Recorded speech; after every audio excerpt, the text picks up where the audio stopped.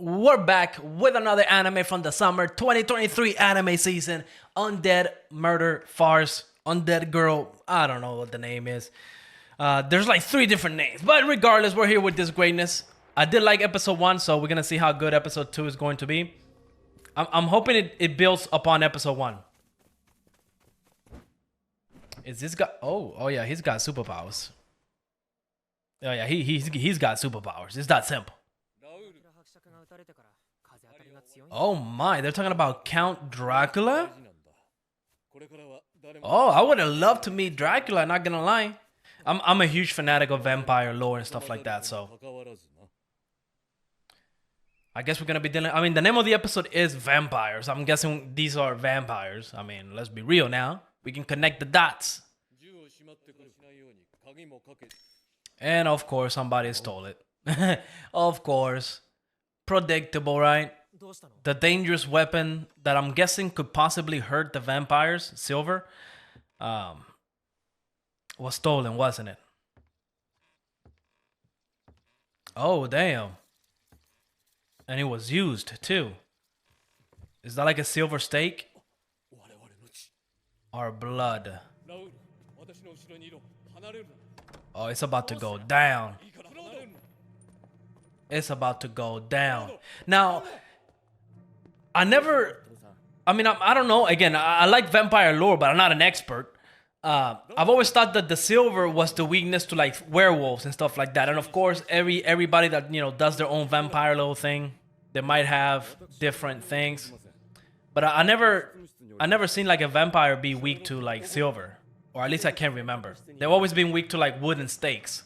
That's what I usually associate vampires and their weakness. Oh, please don't tell me they're gonna go after the child. Oh, damn. Please. Oh, damn. Don't tell me. Oh, she ain't moving. She ain't moving. It's dark. She ain't moving. Oh, yes. Damn. Did she do that to herself? Did she do that to herself? By the way, the opening of this anime, top tier, man. Top tier. I've been listening to it all week. The first murder among the human allies. Uh-oh, here we go. Here we go. So it seems like in this world, people do know about... They do know about vampires and monsters and stuff like that. So being a vampire is not a secret. But of course, because they're monsters, they're different. You know the human race. We don't play that game. We hate stuff that are different. Also, I failed to realize that he's a vampire that's literally out in the sun. Which is, again, another thing that vampires usually can't do, right? So this is a whole different type of vampire. I'm going to hire a detective. I already got an idea who he's going to hire. The cage user is coming here. If by cage user you mean the immortal, that's what I know her by. If you could slowly hurry. That reminds me of the when I was in the military, the whole hurry up and wait. Wait a minute. What does that mean? What does she mean that she cannot throw up?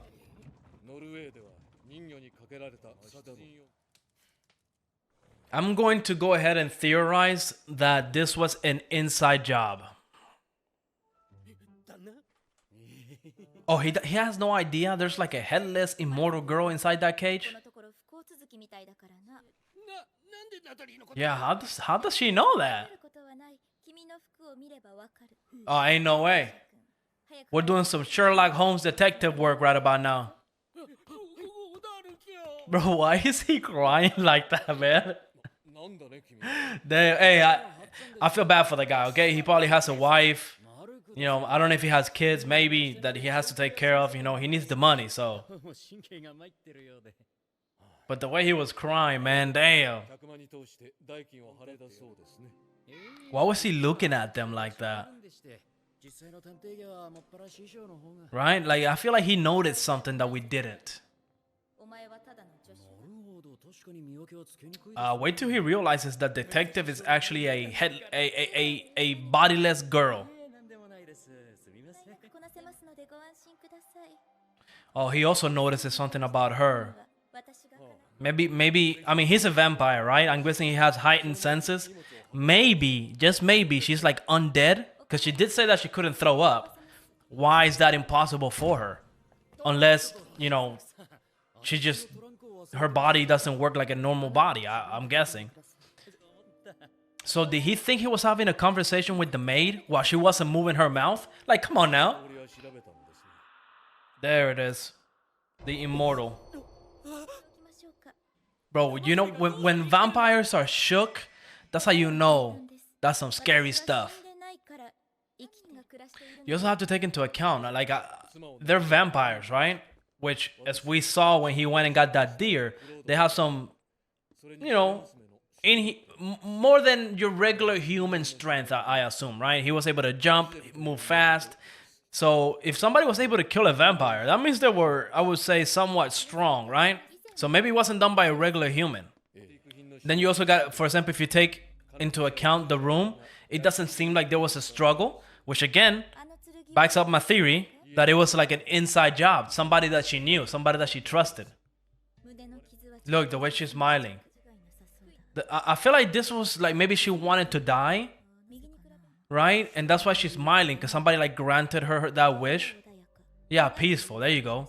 There's no sign of struggle. I called that. I should be a detective. Oh, okay. Okay, my bad. I mean, if that's how she sleeps, damn. Man, I want to meet one of these hunters. Because if a hunter can do all that, damn. So it's inside the bottle then, right? Wow, so silver really does hurt them, huh? Alfred just became the #1 suspect, if you ask me. Oh, she's using him as like to make it her point. Wait, I called that. Right? Maybe they were being burnt. Like I said, this is an inside job, man. Oh no, she did not just do that to him. He could have just reset the fingers, man. You know what I mean? Oh, that's the... Please don't tell me it was the little girl. Please don't tell me it was the little girl that did it. I was honestly suspecting that the guy that was with him. The one that put his hand on the pockets. Because maybe his hands were burnt and that's why he was hiding his hand, right? Is that how the episode is gonna end? Damn. Alright. Well. Pretty good episode, not gonna lie.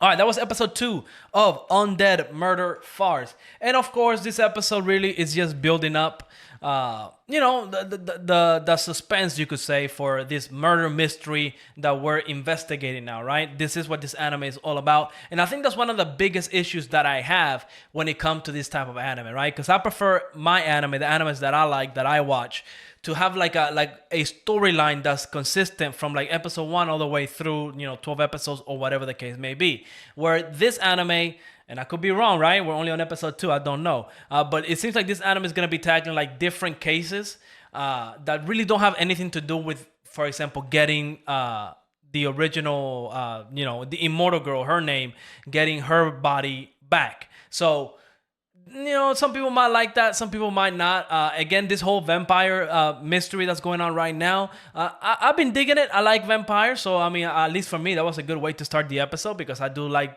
stuff about vampires. So I want to see who the murderer is in this case, right? I like, I don't know about you guys, but I used to watch the Detective Conan back in early 2000s, and I used to love being able to see if I could figure out who did it, right? And this kind of gave me some nostalgia in that regard. But when you take that, there's really nothing else from this episode, right? It's just like a big setup episode. There's nothing really big of impact that happened. Now I can't wait till next episode where we're probably gonna get the reveal of who the murderer is, and we're probably gonna get all the clues and everything is gonna piece together. And I think that's where it's going to either make it or break it for this anime, right? Just depending on how they're able to do all of this. Now hopefully after that we probably go back on track into seeing who's the one that stole the girl's body, who's the one that turned I believe his name is Sugaru into an Oni, because that's kind of like what I want to know about this story, right? I would honestly prefer that than just going in like every episode trying to solve a different case, especially if they're going to be two-parter episodes, right? Because that's another issue as well. When you try to do that every single episode is like a new case, then you really don't have a lot of time to build and actually, bond with all these different characters that are going to be showing up, right? Because I'm assuming that once this case is over, boom, we're never going to see these characters again. And again, I could be wrong. I haven't read the manga or light novel, so I really don't know. But that's just kind of me theorizing as to what's going to happen in the future. But regardless, this episode, it wasn't a bad episode, but I could see how some people, might not like it because there's not a lot of action. It's really just a build-up episode to the big reveal of the mystery that's going to happen next episode. But let me know in the comments what you thought of this episode. And like always, make sure to leave a like, subscribe, and I will see you on the next episode. Peace out. Bye.